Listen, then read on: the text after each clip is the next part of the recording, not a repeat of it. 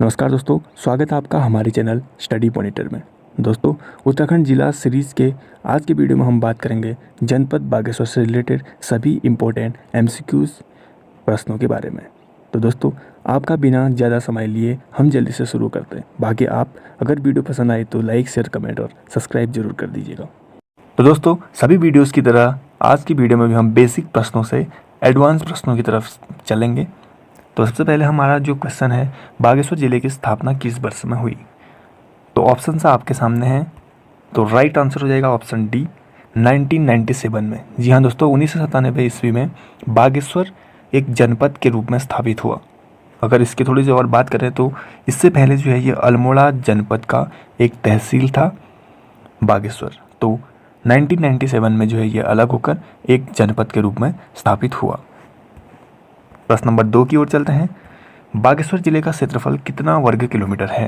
तो जो बागेश्वर डिस्ट्रिक्ट है उसका जो क्षेत्रफल है वो है आपका ऑप्शन सी, यानी 2246 वर्ग किलोमीटर। जी हाँ, याद रखिएगा, 2246 वर्ग किलोमीटर क्षेत्र में यह डिस्ट्रिक्ट फैला हुआ है। प्रश्न नंबर 3 जो कि काफ़ी इंपॉर्टेंट प्रश्न है, गोमती नदी और गरुड़ गंगा नदियों का संगम कहाँ होता है? तो ये सारे स्थान बागेश्वर में है। तो राइट आंसर हो जाएगा ऑप्शन सी, बैजनाथ के पास। जी हाँ दोस्तों, गरुड़ नामक स्थान पे जो कि बागेश्वर का एक ब्लॉक है और तहसील भी है, वहाँ पे जो है बैजनाथ मंदिर के पास में गोमती नदी और गरुड़ गंगा नदियों का संगम होता है। अगर हम बात करें बागेश्वर के मेन कुछ और नदियों के संगम के बारे में, तो सबसे पहले बात करते हैं गरुड़ की। तो गरुड़ में जो गोमती नदी और गरुड़ गंगा नदियों का संगम होता है तो वो बढ़कर बागेश्वर की ओर निकल लेती हैं। तो यहाँ पे ये संगम होता है, माना ये गरुड़ है। दूसरा जो संगम होता है वो सरमूल से एक नदी आती है, सरयू नदी, जो कि बागेश्वर की प्रमुख नदी है। उसमें जो है कपकोट नामक जगह पे, जो कि बागेश्वर का एक ब्लॉक है, वहाँ पे यहाँ पे जो है संगम होता है किस किस का, सरमूल से आने वाली सरयू का और खीर गंगा नदी का। फिर यह आगे आकर बागेश्वर बागनाथ के पास में दोनों मिलती है। और इसके अलावा बागेश्वर बागनाथ में एक और नदी है जिसे अदृश्य सरस्वती के नाम से इसको जाना जाता है। तो 3 नदियों का संगम होता है बागेश्वर बागनाथ के पास में। तो बागेश्वर में 3 प्रमुख स्थान हैं जहाँ पे संगम, नदियों के संगम होते हैं। पहला कपकोट, गरुड़ और बागेश्वर। तो कपकोट और गरुड़ से दोनों नदियाँ आकर बागेश्वर में मिलती है। तो ये इजीली तरीके से आप समझ सकते हैं इसको। प्रश्न नंबर 4 आपके सामने है दोस्तों, निम्न में से बागेश्वर का उपनाम क्या है? तो बहुत बार उपनाम भी एग्जाम्स में देखने को मिलते हैं। तो राइट आंसर हो जाएगा ऑप्शन डी, उत्तर का वाराणसी। जी हाँ दोस्तों, बागेश्वर का जो उपनाम है वो है उत्तर का वाराणसी। और इसके अलावा अगर हम प्राचीन नामों की बात करें तो बागेश्वर के प्राचीन नाम है बागईश्वर, बागीश्वर, व्याघ्रेश्वर और नीलगिरी। ये जो है सभी प्राचीन नाम है। और इसके अलावा उत्तराखंड के कुछ और ऑप्शंस हमने यहाँ पे दिए हैं, जैसे कि पर्यटकों की नगरी, ये किसका उपनाम है? ये है आपका रानीखेत का, जो कि अल्मोड़ा जनपद में आता है। और लोहा नगरी, ये है आपका लोहा घाट का उपनाम, जो कि चंपावत डिस्ट्रिक्ट में आता है।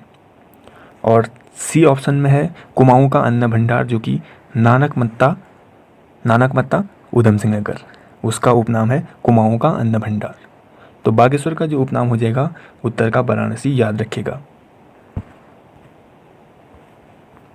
प्रश्न नंबर 5, निम्न में से कौन सी ताल बागेश्वर जनपद में स्थित है? तो बहुत सारे लोगों को यह पता होगा, राइट आंसर है ऑप्शन सी, सुकुंडा ताल। जी हाँ, जो सुकुंडा ताल है वो बागेश्वर के पोथिंग नामक स्थान पर है, जो कि कपकोट ब्लॉक में आता है। अब चलते हैं प्रश्न नंबर 6 की ओर। बागेश्वर के कौन से स्थान में 1929 में महात्मा गांधी जी 14 दिन तक रहे थे?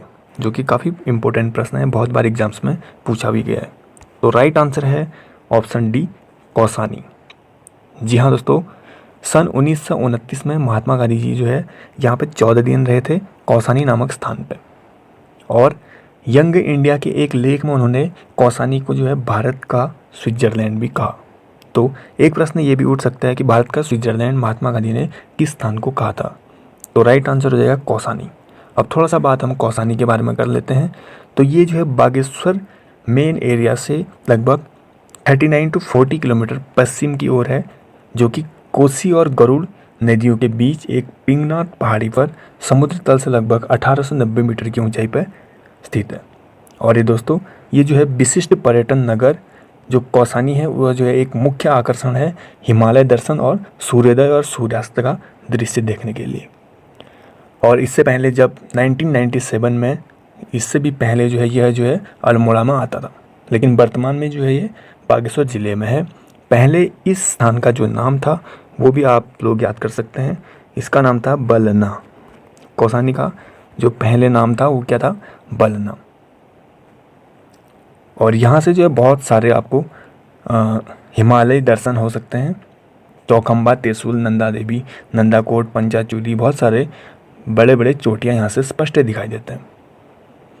और दोस्तों, जो गांधी जी यहाँ पे 14 दिन रहे थे 1929 में, तो यहाँ जिस स्थान से उन्होंने प्रवास किया था वहाँ जो है उन्होंने अनासक्ति आश्रम नाम दिया। क्यों दिया? क्योंकि उन्होंने जो है गीता का अनासक्ति योग जो है यहीं पे लिखा था। तो प्रश्न नंबर 7 है, निम्न में से कौन सा मंदिर बागेश्वर जिले में डंगोली के पास स्थित है? यहाँ पे थोड़ा सा मिस्टेक है, डंगोली। तो ऑप्शन से आप लोग देख सकते हैं, राइट आंसर है आपका ऑप्शन सी, कोट भ्रामरी मंदिर। जी हाँ दोस्तों, कोट भ्रामरी मंदिर के बारे में अगर हम बात करें तो ये जो है लगभग बैजनाथ जो धाम है वहाँ से 2 किलोमीटर दूर पे स्थित है। और इसके अलावा जो कोट भ्रामरी मंदिर है वो क्यों प्रसिद्ध है? जो कत्यूरी राजवंश थे उनकी अधिष्ठात्री कुलदेवी भ्रामरी को माना जाता था, तो इसलिए जो है यह मंदिर काफ़ी प्रसिद्ध है। एग्जाम्स में इस तरह से भी इस प्रश्न को पूछा जा सकता है कि कत्यूरी राजवंशों की कुलदेवी किसे माना जाता था? तो राइट आंसर हो जाएगा कोट भ्रामरी। तो प्रश्न नंबर 8 की ओर हम चलते हैं, निम्न में से कौन सा नगर बिलेश्वर और नीलेश्वर पर्वतों के मध्य स्थित है? तो राइट आंसर है आपका ऑप्शन डी, बागेश्वर नगर। जी हाँ दोस्तों, नीलेश्वर और भीलेश्वर पर्वतों के मध्य यह नगर स्थित है। जो भीलेश्वर है वो पूर्व की ओर स्थित है और नीलेश्वर जो है वह आपका पश्चिम की तरफ। और अगर हम उत्तर और दक्षिण की बात करें तो उत्तर में जो इस नगर के है वो है सूरज कुंड और दक्षिण में अग्निकुंड है। तो 4 चीज़ें याद रखिएगा, पूर्व, पश्चिम, उत्तर और दक्षिण में। पूर्व में भीलेश्वर पर्वत और पश्चिम में नीलेश्वर पर्वत और उत्तर में सूरज कुंड और दक्षिण में अग्निकुंड। तो ये 4 चीज़ें काफ़ी इंपॉर्टेंट है बागेश्वर नगर से। प्रश्न नंबर 9, कत्यूरी शासक भूदेव के प्रस्तर शिलालेख में बागेश्वर को क्या कहा गया है? बहुत ज़्यादा इंपॉर्टेंट प्रश्न है। तो 9वीं सदी के आसपास जो कत्यूरी शासक भूदेव ने जो शिलालेख लिखा था उससे यह प्राप्त होता है कि बागेश्वर को जो है उसने व्याघ्रेश्वर के नाम से उसमें वर्णन किया है। तो राइट आंसर क्या हो जाएगा? Option A, Vyaghreshwar. प्रश्न नंबर 10 है, बागेश्वर का कौसानी नामक स्थान किस महान कवि का जन्म स्थल है? तो अभी हमने इससे पहले कौसानी के बारे में बात करी थी। तो यह जो है एक महान कवि का जन्म स्थल है। तो वो कवि कौन है? सुमित्रानंदन पंत जी। जी हाँ, जो महान प्रकृति प्रेमी कवि सुमित्रानंदन पंत जी थे, उनका जन्म स्थल जो है बागेश्वर के कौसानी नामक स्थान पर है। वहाँ पे एक छोटी सी जगह है पंत वीथिका, जहाँ पे एक छोटा सा लघु संग्रहालय भी स्थापित किया गया है। तो ये है कौसानी के बारे में। इसके अलावा कौसानी के निकट में एक महादेव मंदिर है जिसका नाम क्या है? पिनाकेश्वर महादेव।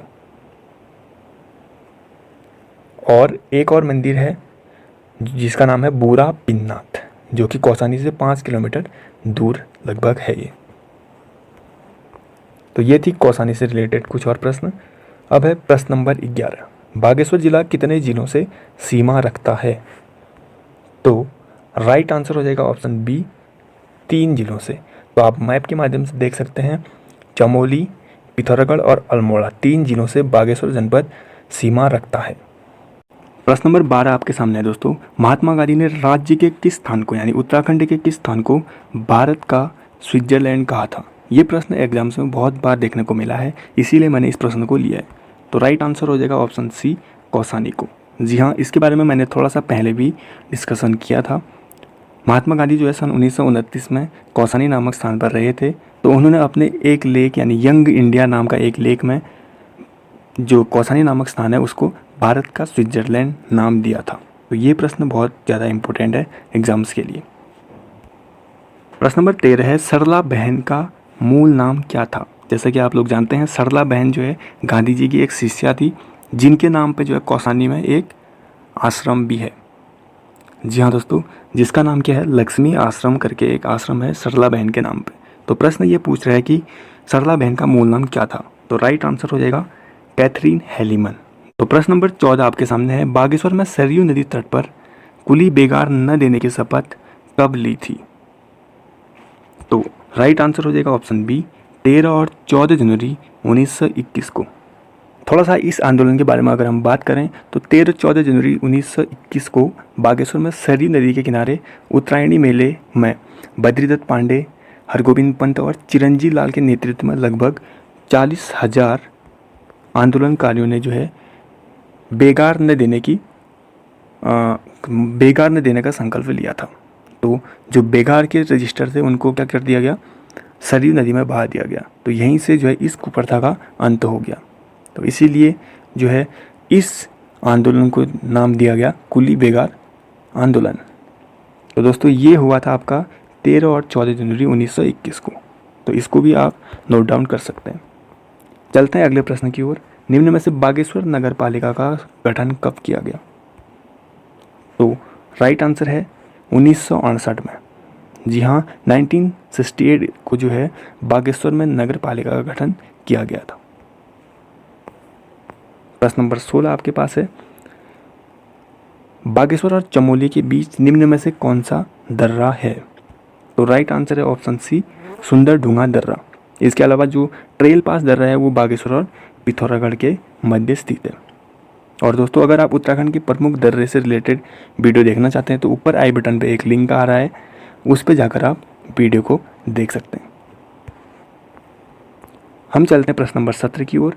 बागेश्वर जिले की कौन सी विधानसभा सीट अनुसूचित जाति हेतु आरक्षित है? तो बागेश्वर में 2 विधानसभा क्षेत्र हैं, एक है कपकोट और एक है बागेश्वर। तो जो गरुड़ है वो एक ब्लॉक है।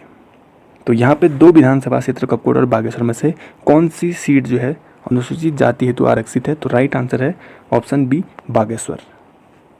और ये 2 जो है बागेश्वर की विधानसभा क्षेत्र हैं।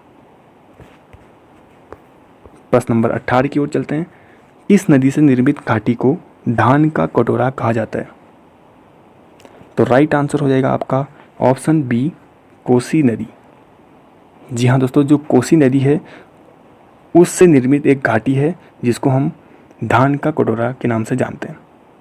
तो कोसी नदी के बारे में अगर हम थोड़ा सा बात करें तो ये जो है धारपानी धार नामक स्थान से आती है और लास्ट में ये कहाँ जाती है, सुल्तानपुर यूएस नगर, उधम सिंह नगर में एक जगह है सुल्तानपुर, वहाँ से होकर वो यूपी को चले जाती है धार पानी धार से लेकर।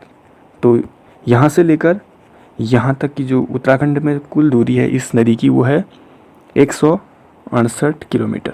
तो 168 किलोमीटर उत्तराखंड में इसकी टोटल लंबाई है। तो कोसी नदी से निर्मित एक घाटी है जिसको बोला जाता है धान का कटोरा। तो ये काफ़ी इंपॉर्टेंट प्रश्न है, आप नोट डाउन कर सकते हैं।